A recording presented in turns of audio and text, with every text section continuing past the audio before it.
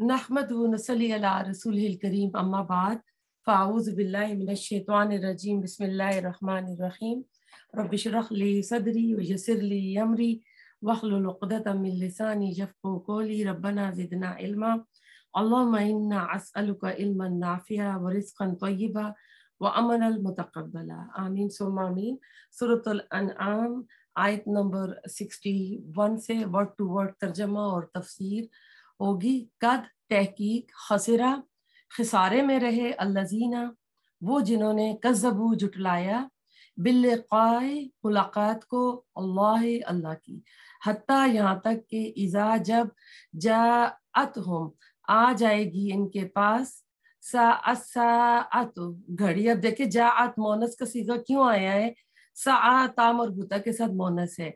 बग़ततन अचानक, कालू वो कहेंगे या हसरतना हाय अफसोस हमारा, अला इस पर, माँ जो फरतना कोताही की कमी की हमने, फिया इसके बारे में, वहुम और वो यहमिलूना उठाए हुए होंगे औज़ारहुम बोझ अपने, अला ज़हूरिहिम अपनी पुश्तों पर, खबरदार अला खबरदार, साआ कितना बुरा है, माँ जो यज़रून वो बोझ उठाएंगे।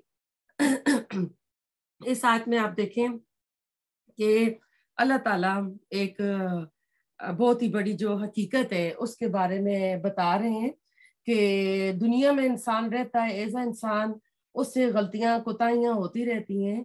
तो क़यामत के दिन जो होगा, अब अस्सा से मुराद थोड़ा सा बता दूं, एक होती है क़यामत सुगरा और एक होती है क़यामत कुबरा। तो दुनियावी आफतें, मुश्किल घड़ी आ गई, किसी जवान के शख्स बेटे की मौत हो गई, किसी का शोहर फोत हो गया, जवानगी में वो बेवा हो गई, तो या ऐसी बीमारियां आ जाती हैं कि जो परमानेंट होती हैं, लॉन्ग टर्म टाइम के लिए, तो क्या होता है उन पर भी ऐसा लगता है जैसे ना क़यामत आ पड़ी है। और एक होती है क़यामत कुबरा जो आखिरत में बर्पा होगी। और इस आयत में अल्लाह ताला ने जो मुराद लिया है इज़ा जाअत साअत, तो ये साअ जो है ये क़यामत कुबरा है कि जब क़यामत होगी, आखिरत का दिन होगा, तो वो दिन कैसा होगा। अहादीस से मालूम होता है कि लोग खरीदो फरोख्त कर रहे होंगे, कपड़ा फरोश कपड़ा फैलाए हुए होगा, एक बंदा लुकमा मुंह के पास ले जाने वाला होगा कि क़यामत अचानक आ जाएगी। तो आज देखें दुनिया में आजकल मौतें भी ऐसी हैं कि अचानक जो है वारिद हो रही हैं।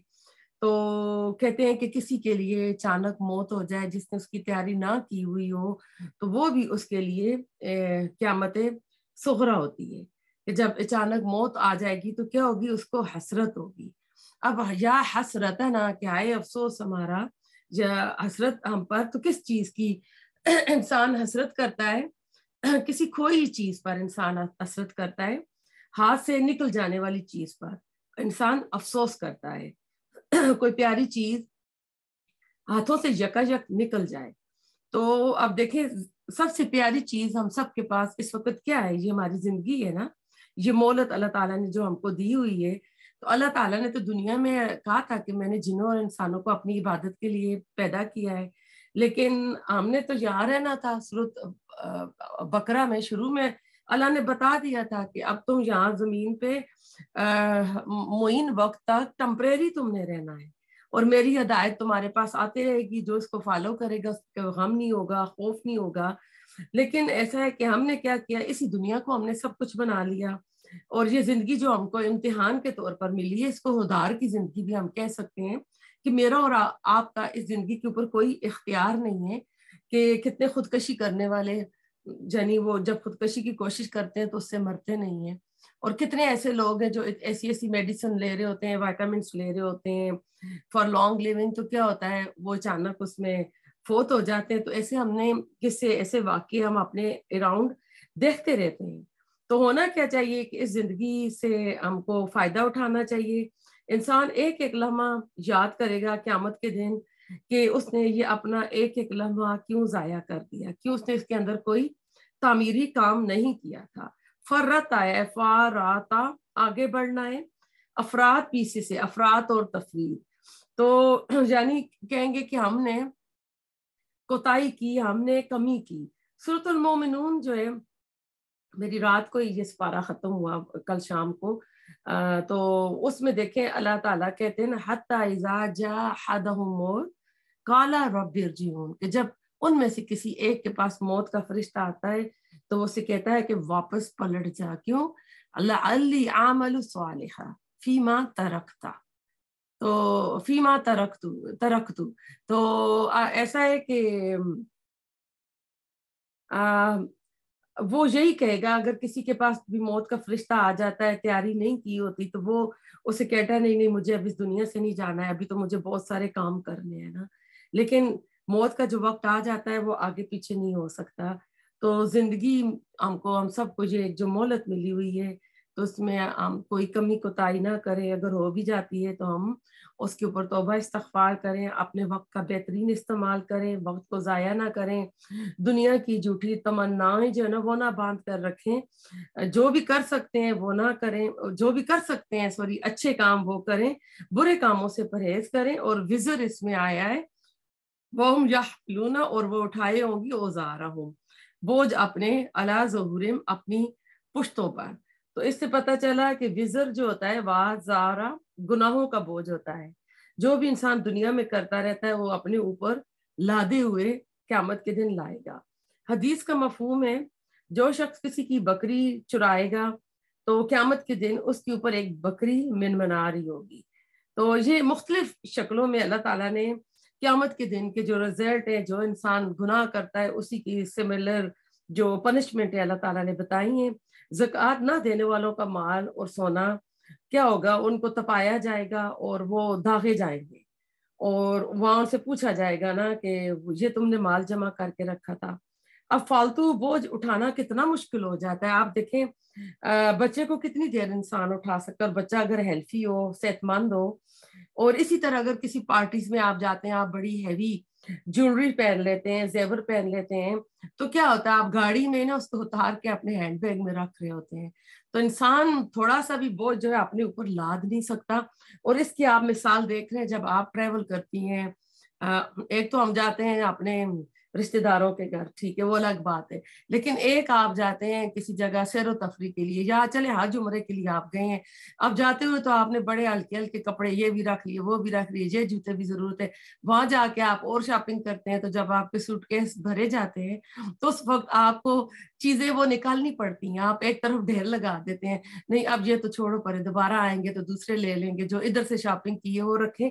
تو وہاں بھی آپ ان بوجھ کو اچھی طرح سمجھ سکتی ہیں کہ اس وقت آپ ہلکی ہلکی دو دوپٹے بھی نکال رہی ہیں، ایک عبایا بھی نکال رہی ہیں، تو آپ کا وزن کم ہوتا جا رہا ہے۔ تو اس سے کیا پتہ چلتا ہے کہ دنیا میں بھی وزن کبھی کبھی اٹھانے مشکل ہو جاتے ہیں، کیونکہ اگر آپ کا 1-2 پاؤنڈ اوپر ہوتا ہے تو وہاں آپ کا سامان کھل جاتا ہے یا آپ کو پے کرنا پڑتا ہے۔ تو آخرت والے دن بھی ایسا ہی ہوگا کہ جو بھی ہم نے کیا اس کا حق نہ ادا کیا تو وہ ساری نعمتیں جو ہے انسان کے اوپر بوجھ بن جائیں گی، ان کے اوپر شکرانہ کیا ان نعمتوں کو۔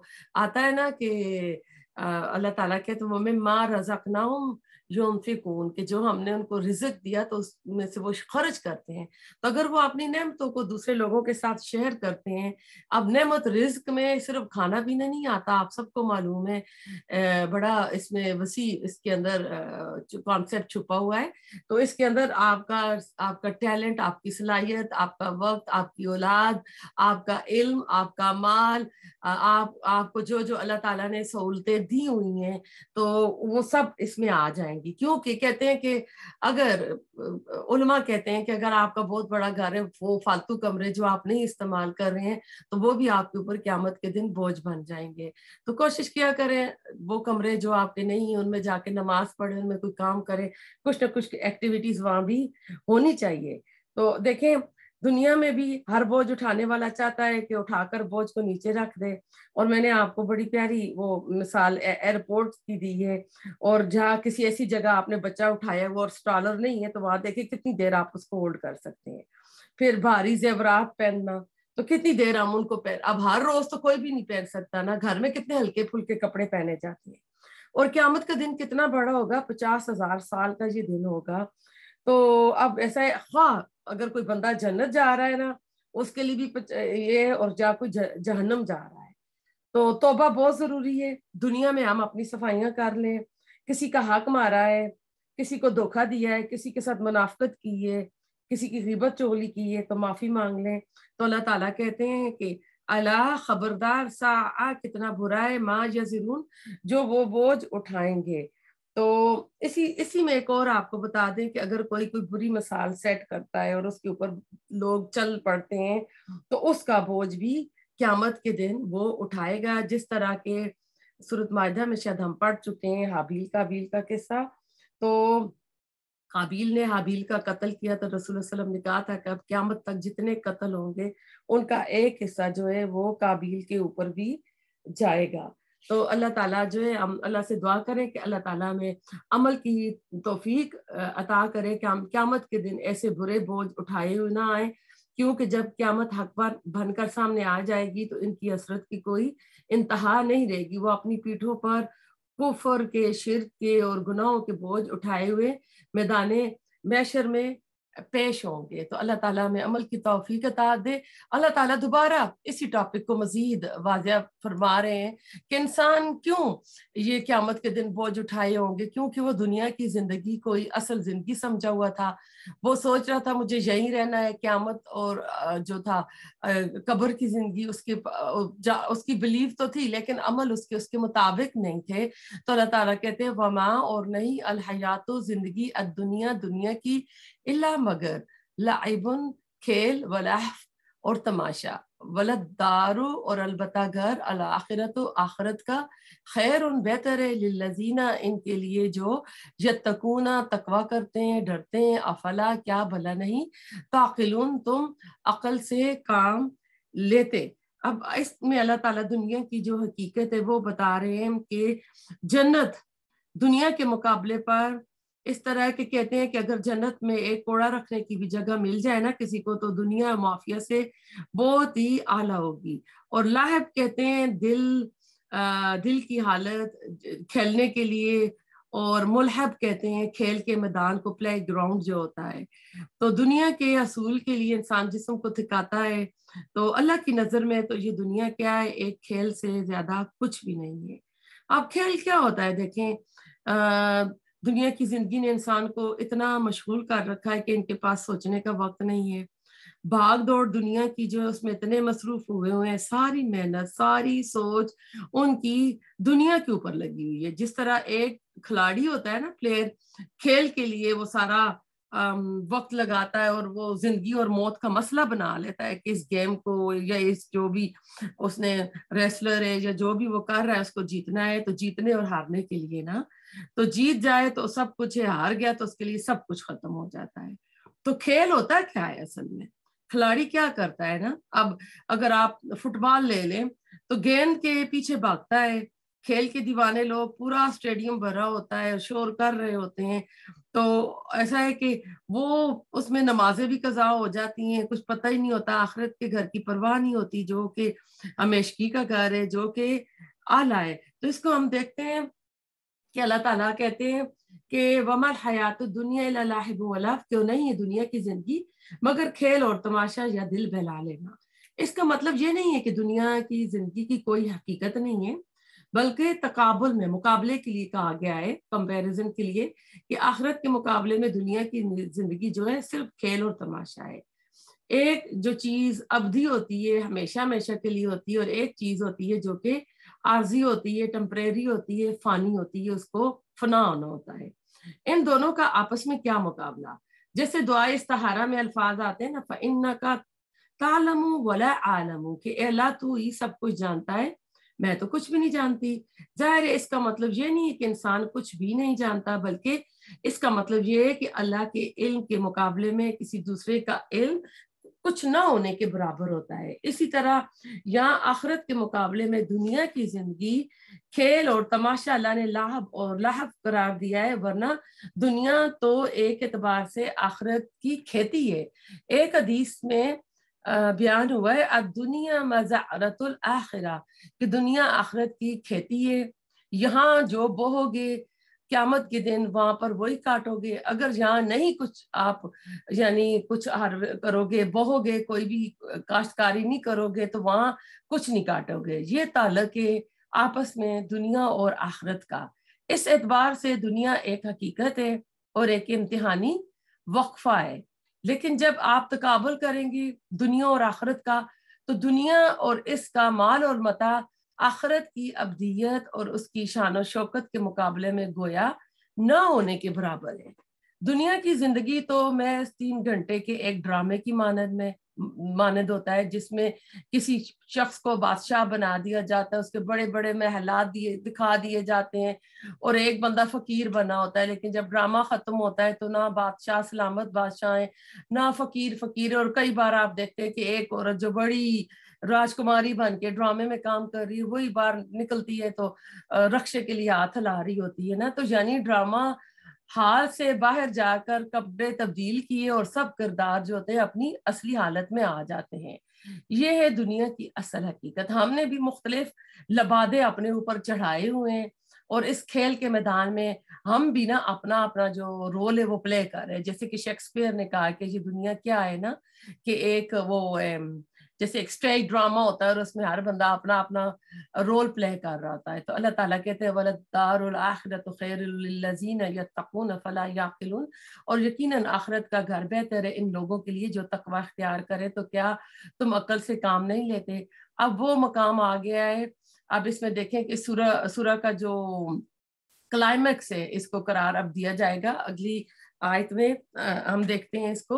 تو اللہ تعالیٰ ہمیں عقل سے کام لینے والا بنائے، ہم دنیا کے بارے میں عقل مند نہ بنے. ایک حدیث کا مفہوم ہے دنیا مومن کے لیے قید خانہ اور کافر کے لیے جنت ہے.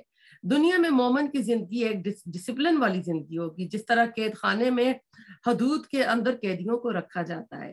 مومن سوتا ہے، جاگتا ہے، کام کرتا ہے، اپنی مرضی سے نہیں کرتا. جو ٹائم ادھر سیٹ ہوتے ہیں وہ لمٹس کے اندر ہوتا ہے. یہ قید اس نے اپنے ایمان اور تقوی سے لگائی ہے. تو یعنی ہم بھی اس دنیا میں اپنے اوپر چیک پوائنٹ لگائیں گے، قیدیں لگائیں گے اپنے ایمان اور تقوی کے حساب سے. لیکن کافر کے لیے کوئی قید نہیں ہوتی. تو دنیا کی زندگی میں اس کا یہ مطلب نہیں ہے کہ سرے سے کوئی سنجیدگی نہیں ہے، یہ میز کھیل تماشے یا سیر و تفریح کے لیے بنائی گئی ہے، بلکہ زندگی یہ کہ آخرت کے مقابلے میں پائیدار نہیں ہے.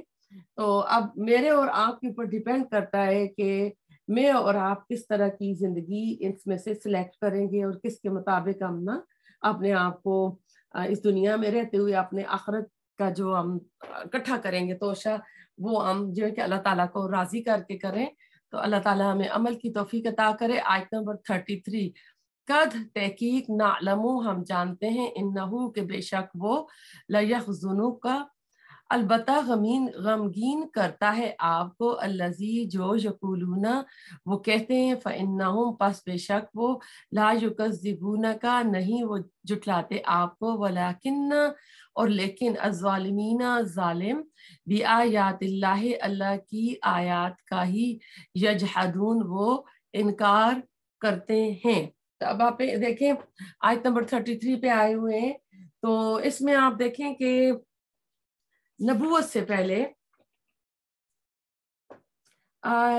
پہلے مشرکین مکہ رسول اللہ صلی اللہ علیہ وسلم کو صادق اور امین کہا کرتے تھے. نبوت کے اعلان کے بعد بھی آپ صلی اللہ علیہ وسلم کے کسی بڑے سے بڑے دشمن نے بھی جو دنیاوی معاملات میں آپ کو جھوٹا نہیں کہا تھا جس سے بھی کوئی واسطہ پڑتا تھا. البتہ دین کے متعلق آپ جو کچھ کہتے تھے کافر اس کو جھٹلاتے تھے.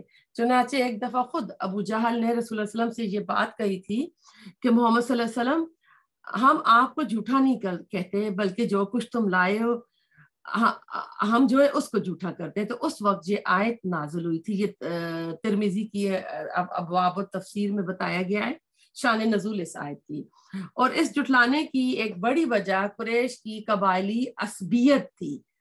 ابو جہل جو قبیلہ بنو خزیم سے تعلق رکھتا تھا ایک بار کہنے لگا ہم اور بنو عبد مناف یعنی آل ہاشم جو رسول اللہ علیہ وسلم کا قبیلہ تھا ہمیشہ حریف قبائل کی حیثیت سے رہے، یعنی دونوں کا آپس میں ایک دشمنی والی رہی، مقابلہ بازی رہی. انہوں نے مہمان نوازیاں کی تو ہم نے بھی کی، انہوں نے خون بہا دیے، لڑائیاں قبائلی لائف میں تو بہت ہوتی تھی تو کہتے ہیں ہم نے بھی خون بہا دیے، انہوں نے فیاضیاں کی، یعنی یہ مہمان نواز تو بہت تھے، یعنی وہ مہمان نواز ہوئے، انہوں نے بہت زیادہ کرم کی تو کہتے ہیں ہم نے بھی کی، یہاں تک کہ ہم نے ان کے کندھے سے کندھا ملا دیا، یعنی وہ ان کے برابر پہنچائے۔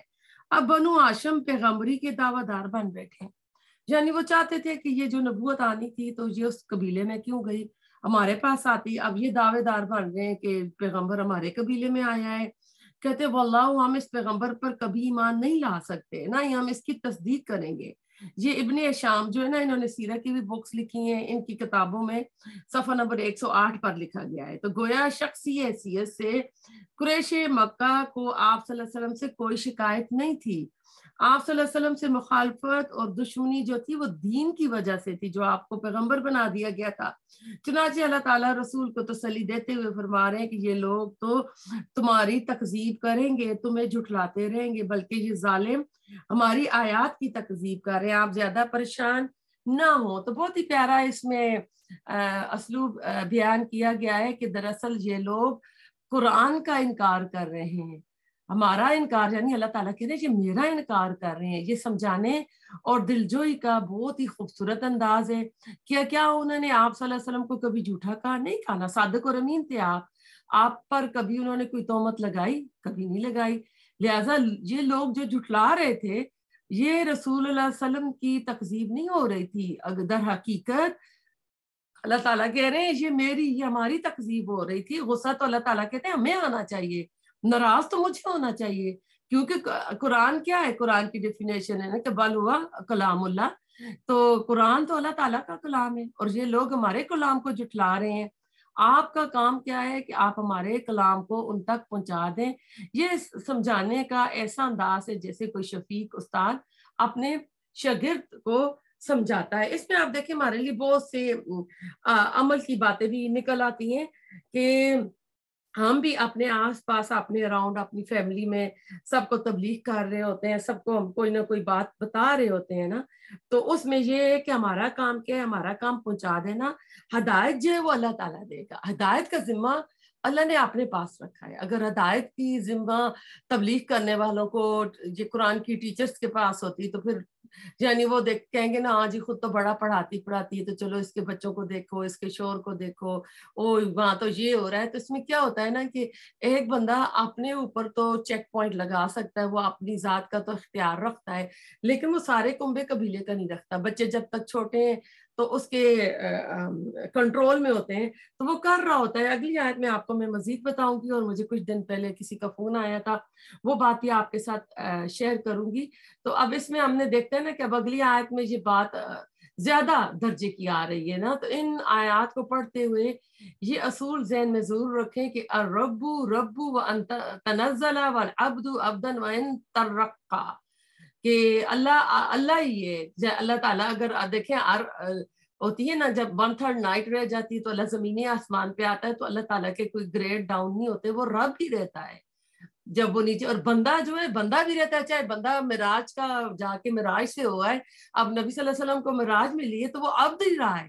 اللہ تعالیٰ سورہ بنی اسرائیل میں کہتے ہیں نا سبحان الذی اسری بعبدہ، کہ وہ لے گیا ایک رات بندے کو مسجد حرم سے مسجد اقصی کی طرف، تو کیا ہے وہ بندہ ہی رہا ہے، بندہ وہ اوپر کسی اور مقام پہ نہیں پہنچا۔ لیکن اللہ تعالیٰ جب رات کا آخری پیر رہتا ہے تو اللہ تعالیٰ دنیاوی اسمان پہ آ کے 3 نوازے لگاتا ہے، تو وہ رب ہی رہتے ہیں۔ الرب رب وان تنزل والعبد عبدا وان ترقا۔ تو یہ آپ کو بات سمجھ آ گئی ہوگی۔ اب ہم چلتے ہیں اگلی آیت پہ۔ اب اس میں نا کہ غم نہیں کرنا چاہیے، جو اللہ تعالیٰ کی آیات کا کفر کر رہا ہے نا، تو وہ اپنا نقصان کر رہا ہے، وہ کسی دین کی دائی کا، کسی نبی کا، یا اگر کوئی ٹیچر ہے یا کوئی مبلغ ہے اس کا نہیں کر رہے۔ یجحدون انکار کے معنی میں آتے ہیں، جہدہ جھگڑے کو بھی کہتے ہیں، جادلہ دلیل کے ساتھ جھگڑا کرنا۔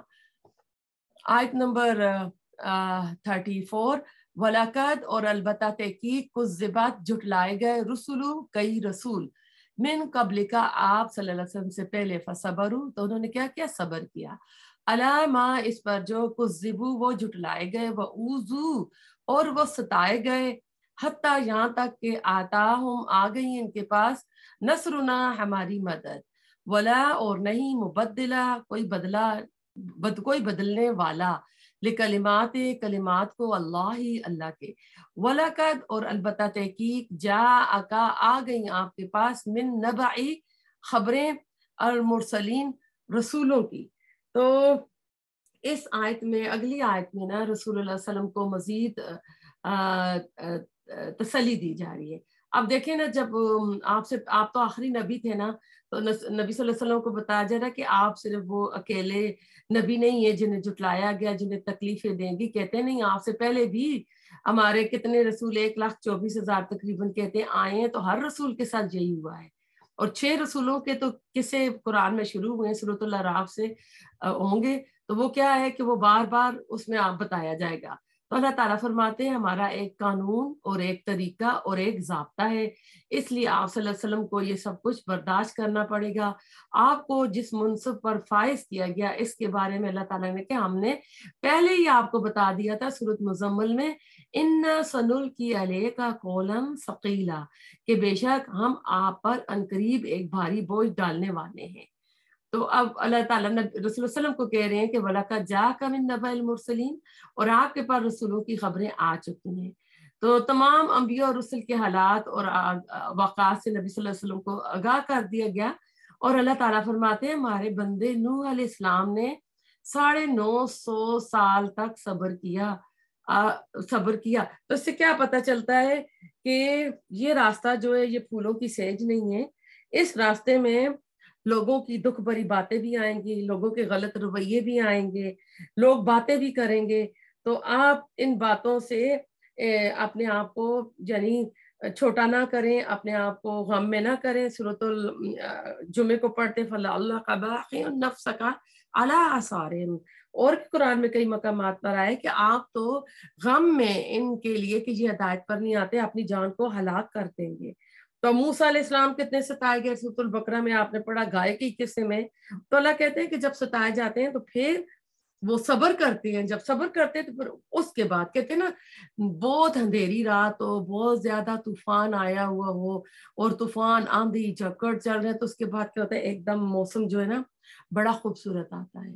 تو اس وقت ایک کالی آندھی ہمارے ملک میں بھی آئی ہوئی ہے، تو اللہ تعالیٰ وہاں کے بھی حالات اچھے کرے کہ اللہ تعالیٰ مدد کرے۔ اللہ تعالیٰ کہتے ہیں اللہ اپنے بندوں کی مدد کرتا ہے، وہ کن فیکون کا مالک ہے، پھر کوئی بھی اس کے کن کو نہیں پلٹا سکتا، اس کو نہیں لٹا سکتا۔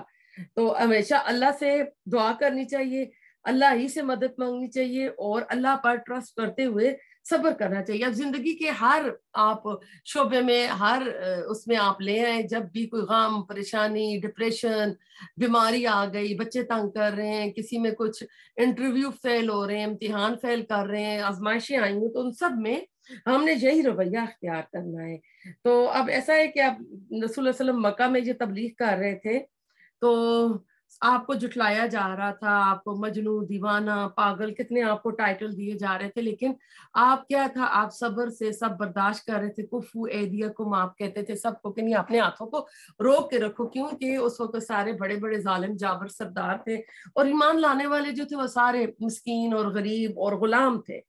تو اس میں کیا ہے کہ اگر آپ کسی کو نصیحت کر رہے ہیں اور وہ آپ کو جھٹلا رہا ہے اور اللہ کا ہی مذاق کر رہا ہے، جیسے سورۃ قل والحد کیوں نازل ہوئی تھی کہ انہوں نے کہا تھا کہ ابو جہل نے کہ اے بتا محمد صلی اللہ علیہ وسلم تیرا جو اللہ ہے کس سے بنا گیا، کیونکہ تو پیتل کے، لکڑی کے اور اس کے بناتے تھے، مورتیاں بناتے تھے، تیرا خدا کس چیز سے بنا ہے نا۔ تو میں نے جو آپ کو کہا تھا، مجھے کچھ 3 دن پہلے مجھے کسی کا فون آیا تھا، تو وہ کہہ رہی میری اور میری بیٹی کا آپس میں جیسے ڈیبیٹ چل رہی ہے، تکرار چل رہی ہے، تو کسی کا جو بیٹا تھا جوان، وہ نا اس نے خدا کا انکار کر دیا، وہ ایتھیسٹ بن گیا۔ تو ماں باپ نے غم سے، غصے سے نا کیا ہے اس نے اللہ کو چھوڑ دیا، تو انہوں نے اس کے ساتھ رشتے کاٹ دیے کہ تمہارا بیٹا ہی نہیں ہے آج سے، اور اس کو نکال دیا۔ اب ہوا کیا، جب وہ اس سے دور ہوا تو اس نے کسی گوری سے شادی کر لی۔ اب اس میں کافی ٹائم گزرا ہوگا، تو کہہ رہی ہے میری بیٹی کہہ رہی تھی کہ اس کے والدین کو ایسا نہیں کرنا چاہیے تھا، اس سے کٹ آف نہیں کرنا چاہیے تھا. تو وہ کہتی میں کہہ رہی تھی کہ اس نے والدین نے اچھا کیا ہے کہ اس بچے نے اچھا تو نہیں کیا، اللہ نے کا انکار کیا، اسلام سے خارج ہو گیا، مرتد ہو گیا، تو انہوں نے بہت ٹھیک کیا. تو مجھے کہتی ہے مجھے بتاؤ میں ٹھیک ہوں جو میری بیٹی ٹھیک ہے؟ تو میں نے کہا آپ کی بیٹی ٹھیک ہے. میں نے کہا مکہ کے ماحول میں آپ دیکھ لیں، آپ جب رشتوں کو ناتوں کو کاٹ دیتے ہیں نا، تو پھر تبلیغ کا جو دروازہ ہے وہ بند ہو جاتا ہے. یہی عمل آپ اپنے بچوں کے ساتھ بھی کریں گے، کیونکہ باہر کا ماحول ایسا ہے، ان کی کمپنی سے ان کے دوست. اب اپنے آپ کو آپ دیکھ لیں کہ ہم نے حجاب کب پہنے، ہم اسلام کی اس ڈگر اس راستے پہ کب آئے ہیں؟ ہاں 40s کے بعد ہی آئے ہیں نا. تو آپ اپنا سوچیں کہ بچے جس ایج میں آج بچے اس ایج میں ہم کیسے تھے، اور ہمیں تو یہ ماحول نہیں ملا تھا. اور اس ماحول میں اگر بچے چل رہے ہیں تو اس وقت اگر بچے کچھ غلط کر رہے ہیں یا کوئی بچہ دین سے ہٹ جاتا ہے، اللہ کا انکار کر دیتا ہے، تو آپ یا ہم نے ان سے رشتے نہیں کاٹنے. کیوں ہوگا؟ کیونکہ پھر تو وہ اپنا ہی آپ کو پتا ہے کٹی ہوئی پتنگ کیا ہوتی ہے، جاتی جا کسی کے ہاتھ لگ جاتی ہے. ایسی ایک ریور سے جو جانور بکری نکلتی ہے تو وہ کسی چیڑ اور بھیڑیے کے ہاتھ چڑھ جاتی ہے.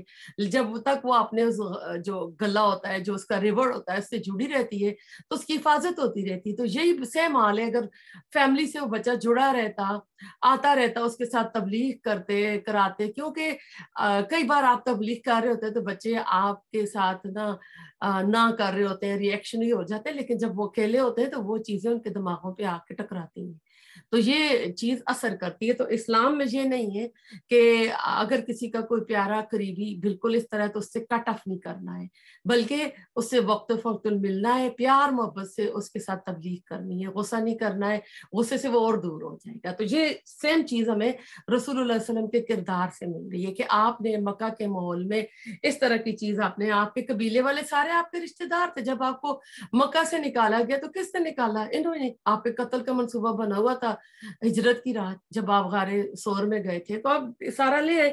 تو یہی چیز ہم نے اپنی زندگیوں میں بھی اسی کو ہم نے کرنی ہے کہ جو نصیحت کا ہوتا ہے نا، جو نصیحت کرتے رہتے ہیں، جس سے دل نرم ہوتے ہیں، وہ دروازے بند ہو جاتے ہیں.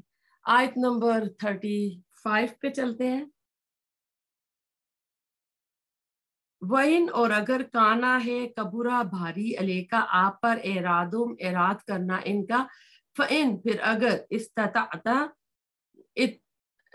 استطاعت رکھتے ہیں آپ ان کے تبتغیہ آپ تلاش کریں نفقن ایک سرنگ فی الارض زمین میں، او یا سلمن ایک سیڑھی فی السماء آسمان میں، فتأتیہم تو آپ لے آئیں ان کے پاس بآیہ کوئی نشانی ولو اور اگر شاء اللہ چاہتا اللہ لجمعہم البتہ جمع کر دیتا انہیں علی الہدی ہدایت پر،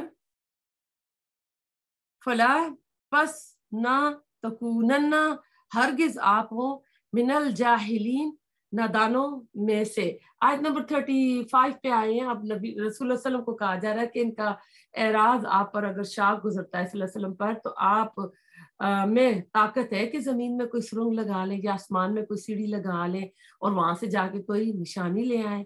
اللہ تعالیٰ کہتے ہیں ہمارا فیصلہ تو اٹل ہے کہ ہم کوئی ایسا معجزہ نہیں دکھائیں گے، آپ لے آئے جہاں سے لا سکتے ہیں. آپ غور اس میں کیجئے کہ کس انداز میں رسول اللہ صلی اللہ علیہ وسلم سے گفتگو ہو رہی ہے. وَلَوْ شَاءَ اللَّهُ لَجَمَعَهُمْ عَلَى الْهُدَىٰ کہ اگر اللہ چاہتا تو سب کو ہدایت پر جمع کر دیتا. تو کیا پوائنٹ ملا اس میں آپ کو ایک چھوٹے سے ٹکڑے سے؟ ہدایت دینا کس کے اختیار میں؟ میرے اور آپ کے اختیار میں نہیں ہے. ایک نبی کو اللہ تعالیٰ نے یہ اختیار نہیں دیا تو میں اور آپ کس کھیت کی مولی ہے نا. تو اللہ تعالیٰ رسول اللہ علیہ وسلم سے کہہ رہے ہیں کہ اللہ تعالیٰ دیتا ہے، اگر اللہ چاہتا تو آنے بعد میں سب کو صاحب ایمان اور نیک بنا دیتا. اس کے لیے تو ایسا کرنا کچھ مشکل نہیں ہے. تو اس لیے ہمیں نا کچھ بھی آپ نے اراؤنڈ حالات دے کر تو ہمیں ایسی ویسی باتیں نہیں کرنی چاہیے، کیونکہ کوئی کسی کا اگر کوئی بالغ ہو جاتا ہے تو ہمارا اس کے تب تک ہی جب تک بچے چھوٹے ہیں، انڈر ایج ہیں، آپ ان کو سمجھا رہے ہیں. بعد میں پھر دعائیں کریں، اور ماں باپ کی دعائیں جو ہوتی ہیں سورۃ الکاف میں ہم نے دیکھا کہ ماں باپ کی نیکی بعد میں بچوں کو کام آتی ہے. وہی بچے جو کچھ کا کچھ کر رہے ہوتے ہیں، ہم نے دیکھا کہ وہ پھر امام بھی دیکھے، ہم نے دیکھا وہ مسجدوں کے جا کے ایکٹیو ممبر بنتے اور اتنے اتنے کام کر رہے ہوتے ہیں. تو ماں باپ کی نیکی کبھی ضائع نہیں ہوتی، ان کی دعائیں جو ہوتی ہیں وہ رنگ لاتی ہیں. تو تو اللہ تعالیٰ کہہ رہے ہیں کہ ان کی بے رخی تم پر اگر بھاری گزرتی ہے تو پھر آپ کیا کریں کہ زمین کے نیچے سے سرنگ نکال کر وہاں سے کچھ لے آئے، یا آسمان میں سیڑھی لگا کر وہاں سے کوئی نشانی لے آئے نا. تو یہ اللہ تعالیٰ نبی صلی اللہ علیہ وسلم کو کہہ رہے ہیں نا. تو جب بھی کسی معاملے میں تاخیر ہو تو صبر کرنا چاہیے. اللہ کا قاعدہ ہے صبر کرو، آج قدم بو گے تو پھر کیا ہوگی، کل اس کی فصل نکل آئے گی. ایسا نہیں ہوتا ہتھیلی پر سرسوں کبھی بھی نہیں جمتی نا. تو خاص طور پر نیکی کا کام، علم کا راستہ، تبلیغ کا راستہ، یہ زیادہ صبر چاہتا ہے. اللہ تعالیٰ تو ایک کلمہ کن کا مالک ہے. وہ تو کلمہ کن سے کسی کو بھی مسلمان بنا سکتا ہے، کسی کو بھی صراط مستقیم پر چلا سکتا ہے، کسی کو بھی حجاب اور عبایا پہنا سکتا ہے. تو کیا پتا چلا، جاہل جو ہوتے ہیں دو طرح کے ہوتے ہیں، ایک نادانی میں ہوتا ہے جہالت کی وجہ سے، اور دوسرا جو ہوتا ہے علم نہ ہونے کی وجہ سے. تو جو علم کی وجہ سے جاہل ہے آپ ان میں شامل نہیں ہوں گے. اللہ کے طریقوں اور اللہ کی سنت سے لا علمی، ہر کام کے لیے صبر انتظار چاہیے. یعنی علم آ جائے پھر بھی بندہ ایسا کر رہا ہو تو اس کو ایسا ہرگز نہیں کرنا چاہیے. تو فلا تکونن من الجاہلین، تو کیا آپ جاہلوں میں سے نہ ہو جانا. تو آپ صلی اللہ علیہ وسلم جذبات سے مغلوب ہونے والوں میں سے نہ بنے. اس معاملے میں آپ صلی اللہ علیہ وسلم جذباتی نہ ہو. یہی الفاظ سورۃ ہود میں حضرت نوح علیہ السلام کو خطاب کر کے کہا گیا، جب حضرت نوح علیہ السلام نے عرض کی کہ اللہ میرا بیٹا میری نگاہوں کے سامنے غرق ہو گیا، جبکہ تیرا وعدہ تھا کہ تو میرے اہل کو بچا لے گا. ان ابنی من اہلی وان وعدک الحق، سورۃ ہود کی آیت نمبر 45 میں، میرا بیٹا میرے گھر والوں میں سے تھا اور تیرا وعدہ سچا تھا. تو اس کا جواب بھی اللہ تعالیٰ نے سخت کیا تھا، انی اعوذک ان تکون من الجاہلین، میں تمہیں نصیحت کرتا ہوں کہ تم جاہلوں میں سے نہ ہو جاؤ. آپ ذرا غور کریں، یہ اللہ کا وہ بندہ ہے جس نے 950 سال اللہ تعالیٰ کی نوکری چاکری کی ہے، اللہ تعالیٰ کی دین کی تبلیغ کی ہے، اللہ تعالیٰ کی دین کی دعوت پھیلائی ہے. اس میں محنت، اس میں اس کی محنت بھی ہے، مشقت بھی ہے، اور ہر طرح کی مشکلات، جو لوگ اس کو تانے دیتے تھے، جو بھی کہتے تھے، سب کچھ ہے. لیکن اللہ کی شان بہت بلند ہے، بہت بلند ہے، بہت بلند ہے. ظاہر ہے اگر سب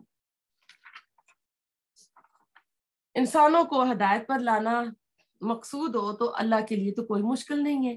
اللہ تعالیٰ تو ایک سیکنڈ میں سب کو ہدایت دے سکتا ہے، جس طرح اللہ تعالیٰ نے ابو بکر صدیق کو دی تھی. تو اللہ تعالیٰ سب کو عین میں ایک یعنی لمحے میں سب کو بگاڑ بھی سکتا ہے، جس طرح ابلیس کو ہی بن جاتا ہے.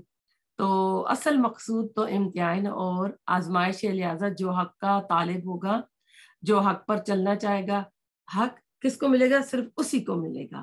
تو اللہ تعالیٰ سے ہم بھی دعا کرتے ہیں کہ اللہ تعالیٰ ہمیں بھی نا اس طرح کے صبر رکھے اور اس رستے میں اور استقامت دے ہمیں، اور ہم جو ہے اللہ سے دعائیں کرتے رہیں، تھوڑ دلے نہ بنے، جلد بازی نہ کریں اس میں، اور ہم اسی میں رکھیں. نوح علیہ السلام کی مثالیں 950 سال کا ہم کو ٹائم نظر آ رہا ہے. آیت نمبر 36، انما بے شک یستجیبو قبول کرتے ہیں الذین وہی جو یسمعون سنتے ہیں، والموتا اور مردے، یبعثہم اٹھائے گا انہیں اللہ ثم پھر الیہ اسی کے طرف یرجعون وہ لٹائے جائیں گے. آیت نمبر 36 پہ آئے ہوئے ہیں.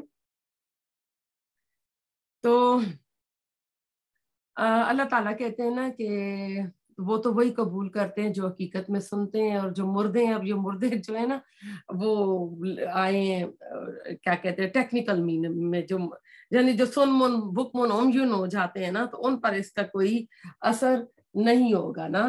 تو جن لوگوں کو ہدایت مطلوب ہوتی ہے وہ لوگ باتیں غور سے سنتے ہیں، پھر وہ ہدایت بھی قبول کرتے ہیں. مگر جن لوگوں کے دل اپنی زید حد درمی کی وجہ سے مر چکے ہوتے ہیں نا، تو وہ اپنی آنکھوں کے سامنے معجزہ دیکھ کر بھی ایمان نہیں لاتے.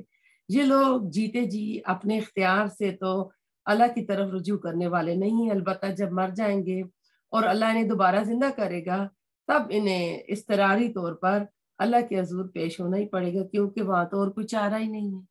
وہاں تو صرف 2 رزلٹ ہیں اس دن کے، قبر سے اٹھا کے سب کو زندہ کیا جائے گا، میدان محشر میں سب بھاگیں گے. تو وہاں تو اللہ تعالیٰ کے سامنے یعنی حاضری کے علاوہ تو وہ انسان اس سے بچ ہی نہیں سکتا، کچھ کر ہی نہیں سکتا. اللہ تعالیٰ رسول الرحمان میں بھی کہتے ہیں کہ جنوں تم زمین کے کناروں سے نکل کے بھاگ کر دیکھو، کہاں جاؤ گے؟ نہیں الا بسلطان کے لفظ آتے ہیں. تو یعنی یہ زمین بھی اللہ کی، یہ پوری کائنات اللہ تعالیٰ کی، جدھر جائیں اللہ قبر میں جائیں گے تو وہاں بھی اصحاب کتاب سب موجود ہوگا۔ تو اب کیا ہے نا کہ ہم نے کیا کرنا ہے کہ ہم نے جب تک ہم زندہ رہیں تو ہم اپنے دلوں کو، دماغ کو بھی زندہ رکھیں، اور کیونکہ جب دل مردہ ہو جاتے ہیں نا تو انسان کے اندر بے حسی آ جاتی ہے۔ سننا کہتے ہیں دو طرح کا ہوتا ہے، ایک قبول کرنا اور ایک ہوتا ہے جواب دینا۔ مردوں کو اللہ قیامت کے دن اٹھائے گا، وہ نہیں سن سکتے جو ابھی قبروں میں ہے۔ جو اچھا سننے والا ہوگا اس کا جواب بھی بالکل صحیح ہوتا ہے۔ سورۃ ملک میں ہم پڑھتے ہیں نا، لو کننا نسمع ونعقل ما کننا اصحاب السعیر، کہ کاش ہم سنتے سمجھتے تو آج ہم اصحاب السعیر یعنی آگ والے ساتھی نہ بنتے۔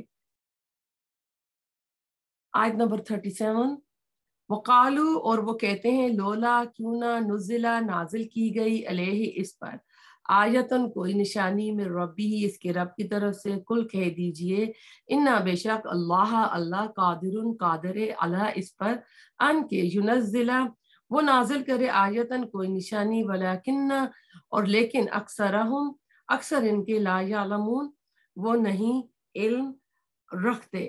تو ان کے پاس بس یہی ایک دلیل رہ گئی تھی کہ اگر رسول اللہ صلی اللہ علیہ وسلم اللہ کے رسول ہیں تو ان پر اللہ کی طرف سے کوئی نشانی کیوں نہیں اتار دی جاتی۔ اسی ایک حجت پر انہوں نے ڈیرا لگا لیا تھا، یعنی اس پہ ان کی سوئی اٹک گئی تھی، باقی ساری دلیلوں میں وہ مات کھا رہے تھے، یعنی ان کو ناکامی ہو رہی تھی۔ اس صورتحال میں رسول اللہ صلی اللہ علیہ وسلم کی طبیعت میں تنگی کی جو کیفیت پیدا ہو رہی تھی، اس کا ذکر قرآن نے سورۃ حجر میں بھی کیا ہے، وَلَقَدْ نَعْلَمُ أَنَّكَ يَضِيقُ صَدْرُكَ بِمَا يَقُولُونَ۔ اللہ تعالیٰ کہتے ہیں ہم خوب جانتے ہیں کہ آپ کا سینہ بھنجتا ہے ان باتوں سے جو یہ کہتے ہیں۔ قُلْ إِنَّ اللَّهَ قَادِرٌ عَلَىٰ أَن يُنَزِّلَ آیَةً وَلَٰكِنَّ أَكْثَرَهُمْ لَا يَعْلَمُونَ، کہہ دو اللہ قادر ہے کہ وہ کوئی بڑی سی بڑی نشانی اتار دے، لیکن ان میں سے اکثر لوگ نہیں جانتے۔ یہ لوگ نہیں جانتے کہ اس طرح کا معجزہ دکھانے کا نتیجہ کیا نکلے گا۔ آپ کو پتہ ہے جب معجزہ آتا ہے تو کیا ہوتا ہے، اس کے اوپر ایمان نہ لائے تو پھر اللہ تعالیٰ کا عذاب لازم ہو جاتا ہے۔ ناقۃ اللہ کا آپ دیکھ لیں۔ اسی طرح کہتے ہیں ان کی مہلت کا جو ٹائم ہوتا ہے ختم ہو جاتا ہے۔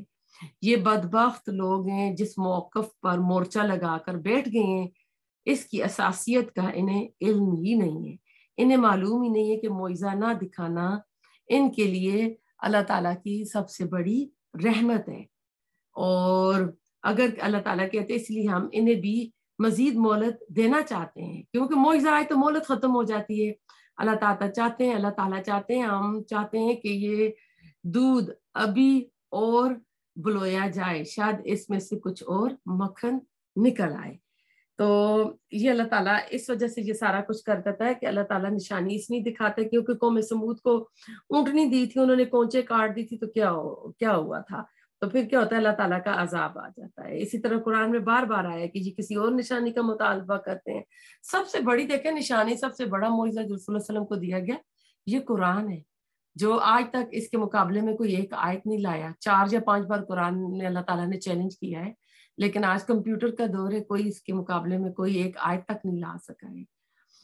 تو اللہ تعالیٰ جو ہے اس زمین پر آس پاس اور نشانیاں بتاتے ہیں، وما اور نہیں من دابت کوئی جاندار فی الارض زمین میں، ولا اور نہ طائرن کوئی پرندہ یطیرو جو اڑتا ہے بجناحہ ساتھ اپنے 2 پروں کے، الا مگر امم گروہ میں، امثالکم تمہاری ہی طرح، ما فرتنا نہیں کمی کی ہم نے فی الکتاب کتاب میں، من شیء کسی چیز کی، ثم پھر الی ربہم طرف اپنے رب کے، یحشرون وہ اکٹھے کیے جائیں گے۔ آیت نمبر 38 میں زمین میں کوئی بھی جاندار ایسا نہیں ہے اور نہ کوئی پرندہ ایسا ہے۔ اب آپ کو پتہ ہے کہ پرندے جو اپنے 2 پروں پر اڑتے ہیں، تو اللہ تعالیٰ ان کی نشانیاں اس آیت میں فرما رہے ہیں کہ انسانوں کی طرح جانوروں، پرندوں، کیڑوں مکوڑوں کے بھی رہنے سہنے کے اپنے اپنے طور طریقے اور اپنے اپنے نظام ہوتے ہیں۔ خاص کر آپ نے اینٹس کا تو آپ نے دیکھا ہوگا کہ ان کی جو کالونیز ہوتی ہیں، کوئنز ہوتی ہیں، اور خاص کر شہد کی مکھی میں بھی ان میں سولجرز ہوتی ہیں، کس طرح وہ اپنی اس کو پروٹیکٹ کرتی ہیں۔ تو ان کے اپنے لیڈرز ہوتے ہیں جن کے تحت وہ بہت منظم طور پر رہتے ہیں۔ یہ چیزیں آج کی سائنسی طریق سے ثابت شدہ ہے۔ جیسے چیونٹیوں کی ایک ملکہ ہوتی ہے جس کے ماتحت وہ منظم انداز میں رہتی ہے اور کام وغیرہ کرتی ہے، اسی طرح شہد کی مکھیوں کی بھی ملکہ ہوتی ہے۔ تو اللہ تعالیٰ کہہ رہے ہیں کہ ہم نے جو یہ کائنات کا جو نظام بنایا ہے، انسانوں میں، پرندوں میں، سب ایک جو ہے ایک ضابطہ ہم نے اس میں مقرر کر رکھا ہے۔ تو اس سے معلوم ہوتا ہے کہ جانوروں کا بھی قیامت کے دن حشر ہوگا، ان سے کفر، شرک اور ایمان اعمال کا تو محاسبہ نہیں ہوگا، اس کا تو حساب کتاب نہیں ہوگا، مگر جو ظلم کسی جانور نے دوسرے ظلم سے کیا ہوگا، جو زیادتی کی ہوگی، اس کا بدلہ ضرور دلایا جائے گا، کیونکہ اتنی عقل تو انہیں بھی بخشی گئی ہے نا۔ جیسے کہ ایک حدیث ہے، ابو ہریرہ رضی اللہ تعالیٰ عنہ کہتے ہیں آپ صلی اللہ علیہ وسلم نے فرمایا قیامت کے دن تم سے حقداروں کے حق ادا کروائے جائیں گے، حتیٰ کہ سینگ والی بکری سے بے سینگ والی بکری کا بدلہ دلوایا جائے گا۔ یہ مسلم کی حدیث ہے۔ تو اس سے کیا پتہ چلتا ہے، اگر جانوروں کا حساب کتاب ہوگا، ان کے پاس تو عقل سمجھ نہیں ہے، لیکن اگر سینگ والی نے، بکری نے بغیر سینگ والی کو مارا تو وہ بھی حساب دے گی، تو آپ سوچیں ہماری کتنی پکڑ ہوگی۔ تو اللہ تعالیٰ ہمیں بھی نا عمل کی توفیق عطا کرے۔ تو ایک اور حدیث ابن جریر میں کہ قیامت کے روز پرندے اور جانور بھی دوبارہ زندے کیے جائیں گے، تو اللہ تعالیٰ ان کا بھی حساب کتاب کرے گا، حالانکہ ان کے اندر جو شعور کا لیول ہے وہ کم ہے۔ آیت نمبر 39، والذین، اور جنہوں نے کذبوا، جھٹلایا، بھی آیاتنا، ہماری آیات کو، سمن، بہرے ہیں، وہ بکمن، اور وہ گونگے ہیں، فی الظلمات، اندھیروں میں ہیں، من یشاء، جس کو چاہتا ہے اللہ یضلل، پھٹکا دیتا ہے اسے، ومن یشاء، ومن، اور جس کو، یشاء وہ چاہتا ہے، یجعل وہ کر دیتا ہے اسے، علی صراط، اوپر راستے کے، مستقیم، سیدھے کے۔ تو جو لوگ اللہ تعالیٰ کی آیات کو جھٹلاتے ہیں، اللہ تعالیٰ کہتے ہیں وہ بہرے ہیں، حق نہیں سن سکتے، اور وہ گونگے ہیں۔ وہ جو آپ دیکھیں اس کو اگر آپ لٹرل میننگ لیں نا، ڈکشنری میننگ، تو وہ گونگے بہرے نہیں ہیں۔ ٹیکنیکل میننگ میں آیا ہے کہ وہ اس حق کو سنتے نہیں اور نہ اس کے مطابق بولتے ہیں، حق بول نہیں سکتے۔ تو اندھیری کی اپنے لیے انہوں نے ایک اندھیر نگری بنائی ہوئی ہے، اندھیرے کی دنیا میں وہ رہتے ہیں۔ صراط مستقیم اسلام کا راستہ، اس میں کوئی انحراف، کوئی ٹیڑھا پن نہیں ہے، ایسے لوگوں کو اللہ ہدایت نہیں دیتا۔ اب ہدایت دوبارہ ہمیں پتہ چل رہا ہے کہ اللہ جس کو چاہتا ہے ہدایت دیتا ہے، اور اس میں یہ بھی ہے کہ ایک حدیث قدسی ہے کہ اللہ تعالیٰ کہتا ہے کہ میرا بندہ جب فرائض ادا کرنے کے بعد نوافل بھی ادا کرتا ہے، یعنی اور اللہ تعالیٰ کے قریب ہونا چاہتا ہے، تو وہ ایک قدم چلتا ہے تو اللہ تعالیٰ 2 قدم چلتا ہے۔ تو اس میں پہلی ان پٹ ہماری ہوگی، پھر اللہ تعالیٰ کی اس میں آئے گی۔ تو اللہ تعالیٰ اس میں ہمیں عمل کی توفیق عطا کرے کہ ہم بھی قرآن کو، حق کو سننے کے لیے اپنے کان، اپنے دل و دماغ کھول کر رکھیں، اور اس میں ہم گونگے بہرے نہ بنے۔ اصل میں وہ گونگے بہرے نہیں ہیں، دنیا کے لیے، اپنے مفادات کے لیے، منچائی زندگی کے لیے بہت سمارٹ ہیں، وہ سب کچھ کر رہے ہیں نا۔ تو اللہ تعالیٰ کہتے ہیں نا کہ اللہ تعالیٰ گمراہ کرتا ہے جس کو چاہتا ہے اور سیدھے راستے پر لے آتا ہے۔